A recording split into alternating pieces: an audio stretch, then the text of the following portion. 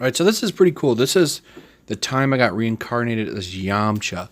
So this is like a spin-off manga that is like approved fan fiction, I guess. It's just kind of a side story. It would make a really cool animated special as well. Basically, what happens is there's some kids in a different universe. I think it's supposed to be our world. And one of them gets hit by a car after falling down some stairs. And he gets reincarnated into Yamcha's body. And it's a really interesting concept because it takes like a, C-level character and kind of makes him the star of the show. And the art and the style of the book really matches Akira Toriyama's style and the way he tells the stories. It's very well done. So the character ends up in the Dragon Ball universe and he's, not sure what's going on. And at first he's like, getting kind of selfish and he's like, oh, I can, finally get a girlfriend. I can hook up with Bulma.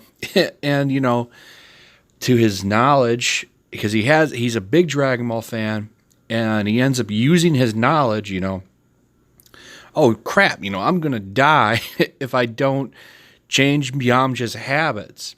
And this is really cool. So this is where it starts to differentiate, from what you know. And we get the character's, wall-breaking knowledge.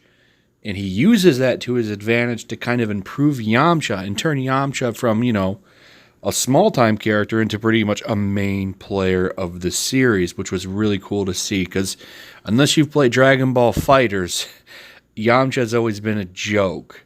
He's never really done anything in Dragon Ball. And that's kind of the point of the manga itself, is that Yamcha is a joke, and now, he's going to be taken a little bit seriously. So after remembering that he's going to die in a few years, he's like, I got to do something about this. And sure enough, he takes off with Goku and decides to go train, and we get a little bit of a moment of that. And from here, we get to see the changes that happen. So he uses his knowledge to get stronger.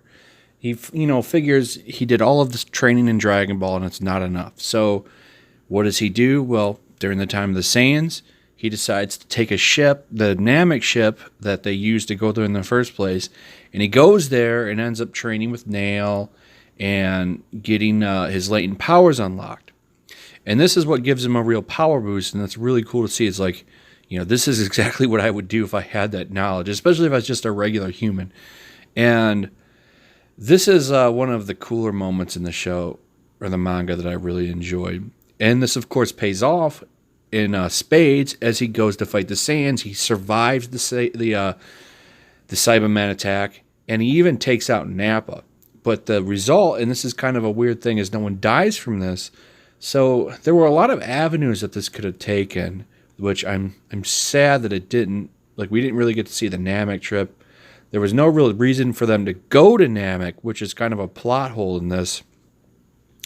And I would have liked to have seen more instead of this just kind of taking on the Saiyan saga. I would have liked to have seen them do the Frieza saga.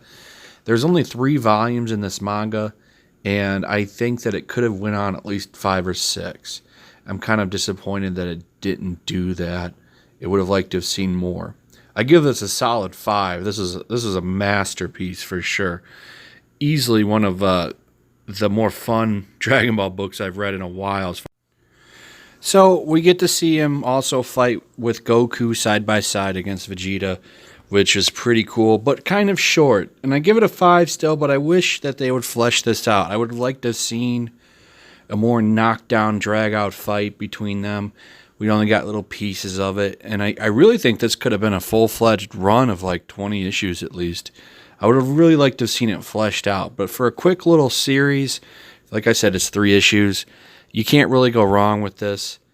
There was a plot point at the end where it's shown that there's another person from our universe that got reincarnated, and they kind of figure each other out in the end and end up having a little fight, which was actually a little good fight. So it's Chaozu. It's another low-level character, and they have a pretty cool fight. It's about, half of the 3rd chapter, and they kind of fight, and then they kind of put their differences aside and say, hey, we're both fans of Dragon Ball. We're both here. Why don't we just kind of try and live good lives and enjoy ourselves?